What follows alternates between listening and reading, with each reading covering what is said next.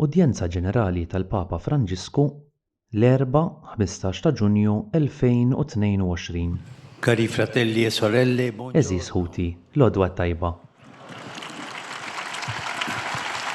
abbiamo ascoltato Għadna kemm smajna r-rakkont sempliċi u emozzjonanti tal-fejqan tal-kunjata ta' Xmun li kien għadu ma ġiex imsejjaħ Pietru fil-verżjoni tal-Vanġelu ta' Mark.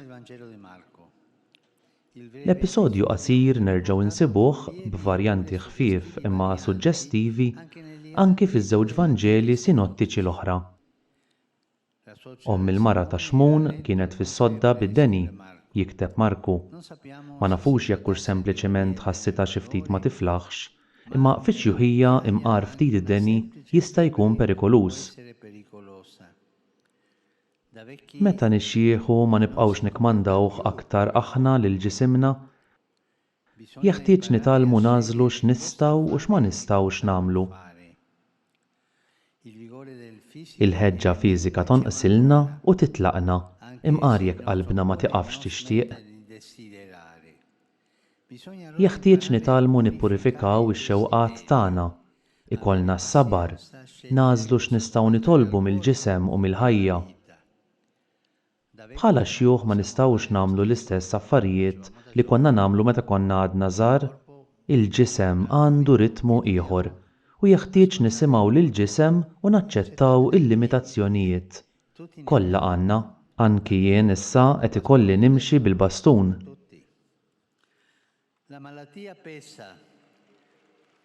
Il-martu pis fuq l-anzjan. B'mod differenti u ġdid meta tqabblu ma' dak meta konna għadna żgħażagħ jew adulti, qisu daqqa ta' ħarta fuq żmien li hu diġà minnu nnifsu diffiċli. Il-mart fix-xieħ jidher jaġġel il-mewt u donnu jrid inaqqas miż-żmien tal-ħajja li issa diġà nqisuh qasir.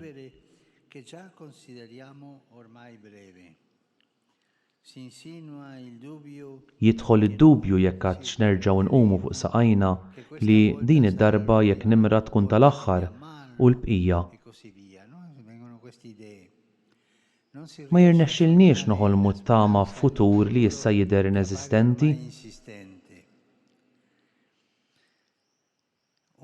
Kittieb famuż Taljan Italo Calvino kien jinnota l-imrar tax-xjuħ li jbatu għax iħossuhom qed jitilfu l-ħwejjeġ ta' dari. U aktar minn hekk mhumiex igawdu dawk li għadhom ġejjin.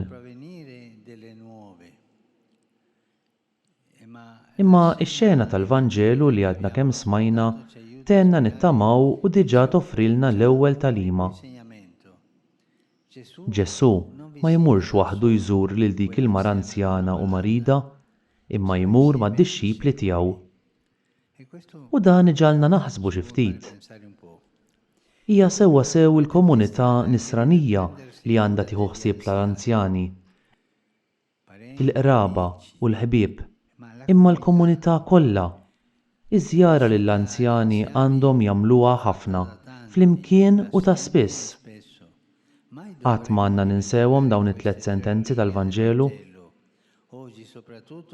Fuq kollox, illum li l-att tal-anzjani kiber sew, anki fi proporzjon maż-żgħażagħ għax ninsabu f'din ix-xitwa demografika, qed inġibu inqas ulied u għandna ħafna anzjani u ftit żgħażagħ.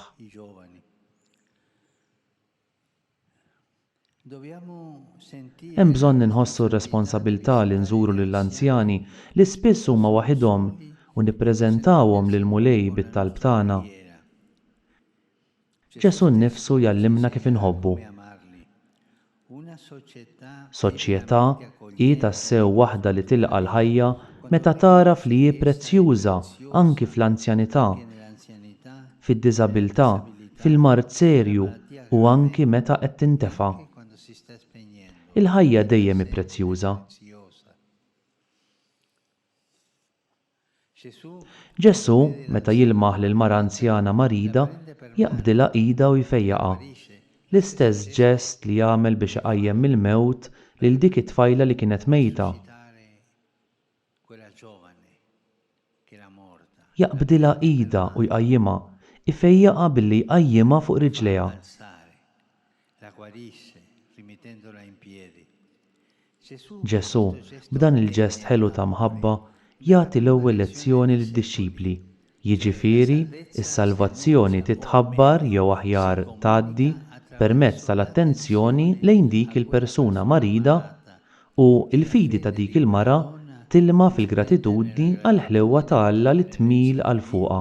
Che si è chienata su di lei. Nerġa' lura għal tema li rrepetejt kemm il-darba f'dawn il-katekeżijiet. Queste catechesi, no? Questa cultura dello Din il-kultura tal-iskart lill-anzjani donna qed tħassarhom. Iva, ma toqtolhomx imma soċjalment tħassarhom. li cancella. Bħalli kieku kienu pis li rridu nġorru. Aħjar naħbuhom. Avanti è meglio nasconderli. Questo è Dan hu tradiment lill-umanità tagħna. propria umanità.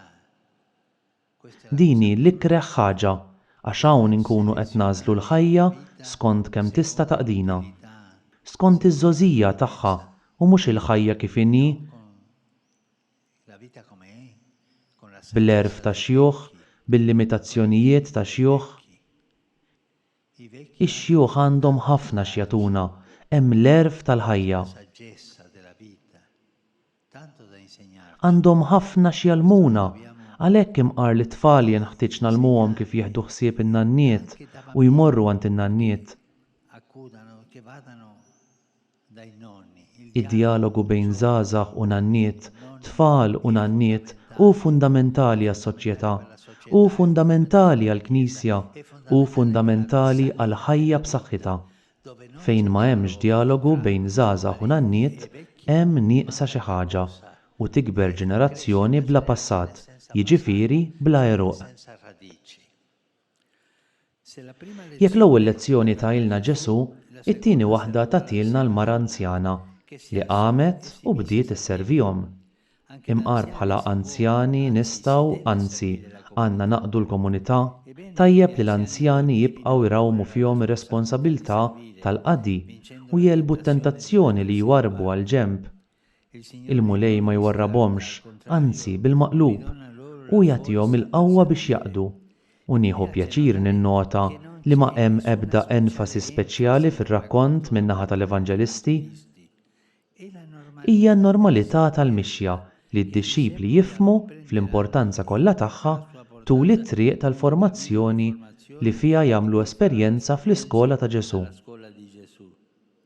Gli anziani L-anzjani li jżommu ħajja d-dispożizzjoni tagħhom għal fejqan, il-faraġġ, l-interċessjoni għal ħuthom, sew jekk dixxipli, sew jekk ċenturjuni, persuni mħabbta minn spirti ħżiena, persuni mormija, maligni, persone scartate, sono huma forsi l-ogħla xhieda tas-safa ta' din il-gratitudni li ssieħeb il-fidi. la gratitudine che accompagna la fede. Se gli anziani invece Jekk lill-anzjani flok narmuhom u nixħtuhom fil-ġenb tax-xena tal-ġrajiet li jimmarkaw il-ħajja tal-komunità, inpoġġuhom fiċ-ċentru tal-attenzjoni kollettiva, inkunu ninkoraġġuhom iħaddmu l-ministeru prezzjuż tagħhom tal-gratitudni lejn Alla nei confronti di Dio li ma jinsa lil ħadd. nessuno. La Il-gratitudni tal-persuni anzjani għad-doni li rċevew mingħand Alla fil-ħajja tagħhom, loro vita, così hekk kif tallimna l-kunjata ta' Pietru. c'era di Pietro Trott lura lill-komunità il-ferħ u l-konvivenza u tagħti lill-fidi tad-dixxipli il-karatteristika essenzjali tad-destinazzjoni tagħha.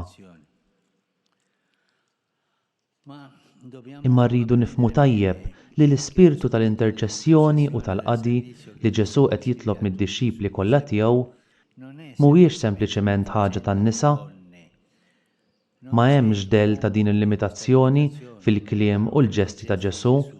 Is-servizz evanġeliku tal-gratitudni għal ħlewwa ta' Alla bl-ebda mod ma jinkiteb fil-grammatika tar-raġel sit u l-mara għaddejja. grammatica dell'uomo padrone e della donna serva. No, non è vero questo.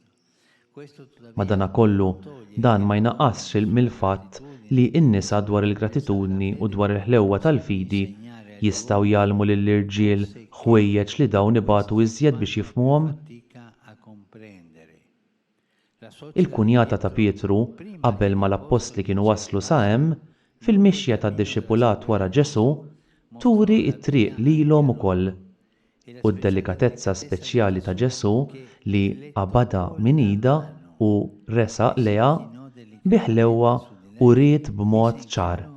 Sa mill-bidu is-sensibbiltà speċjali tiegħu għad-dgħajfa u l-morda li l-iben ta' Alla kien ċertament tgħallem mingħand ommu. Nitlobkom nagħmlu mezz li x-xjuħ li n-nanniet ikunu qrib it-tfal taż-żgħażagħ biex jgħaddulhom din il-memorja tal-ħajja, biex jgħaddulhom din l-esperjenza tal-ħajja, dan l-erf tal-ħajja. Skont kemm aħna naħdmu biex iż-żgħażagħ u x-xjuħ jintrabtu ma' xulxin, ikollna iżjed tama għall-futur tas-soċjetà tagħna. Grazie.